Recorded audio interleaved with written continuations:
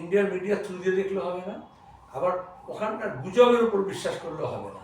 তাহলে আরও বেশি যখন দুই বাংলার মানুষ বা দুই দেশের মানুষের মধ্যে আদান প্রদান হওয়া উচিত যে সত্যটা কি, তখন দেখা যাচ্ছে রেস্ট্রিকশন আসছে।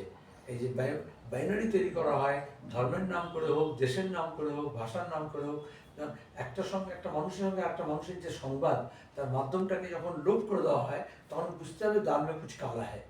তাহলে সে যা বলতে চাইছে, তার যা নেগেটিভ, তার যা ভাষ্য, সেটাকে চাপিয়ে দিতে চাইছে এবং একটা কনসেপ্ট ম্যানুফ্যাকচারিংয়ের মতো চেষ্টা করছে। সব কিছু একটা গেল একটা ভাব তৈরি করার চেষ্টা করছে। তাহলে আবার বলছি, বাংলাদেশ যাতে স্বাধীন, সার্বভৌম, গণপ্রজাতন্ত্রী এবং সেখানে ধর্মনিরপেক্ষ এবং স্থায়িত্ব, শান্তি সবই থাকে, সেটা আমাদের জন্য ভালো। বাংলাদেশের ডিস্টার্বেন্স হোক বা পাকিস্তানের ডিস্টার্বেন্স হোক, সেটা ভারতের জন্য ভালো নয়। আবার বাংলাদেশের ঘটনা নিয়ে পশ্চিমবঙ্গে যেভাবে একেবারে ভাগাভাগি রাজনীতি করা হচ্ছে, সেটাও একটা বিপদ বাড়িয়ে দিচ্ছে। এই জন্য দুই বাংলারই যারা ওয়েল মিনিং পিপল, তাদেরকে এটা খেয়াল রাখতে হবে যে যে যার নিজের দেশের সমস্যা নিয়ে আমরা ব্যতিগ্রস্ত, সেটা সমাধান করার জন্য চেষ্টা করি। অন্যের দেশের সমস্যা নিয়ে নিশ্চয়ই আমরা ভাবিত হব, চিন্তিত হব। খারাপ কাজ করলে চিহ্নিত করতে হবে, ভালো কাজ করলে তাকে প্রশংসা করতে হবে। কিন্তু যেমন মেঘনায় যদি ব্রিজ যখন করা হলো, আমাদের গর্বে বুক ভরে গেল। আবার এখন যখন সমস্ত ভাঙচুর করা হচ্ছে, আমাদের দুঃখ হয়। আবার সেখানে যে মন্দিরের উপর আক্রমণ হচ্ছে, সংখ্যালঘুদের উপর আক্রমণ হচ্ছে, সেটারও প্রতিবাদ করতে হবে।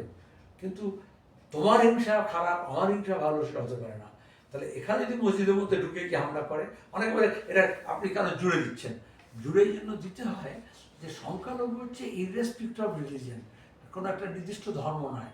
যখন আধিপত্যের রাজনীতি হয়, যখন মেজরিটেরিয়ানিজম হয়, তখন যে যেখানে দুর্বল প্রান্তিক মানুষ, সে মহিলা হতে পারে, সে সংখ্যালঘু হতে পারে, তার উপর আক্রমণটা বেশি আসে। সে ইন্ডিজিনাস পিপুল হতে পারে, আদিবাসী অংশের মানুষ হতে পারে, তাদের উপর অনেক বেশি আক্রমণটা হয়।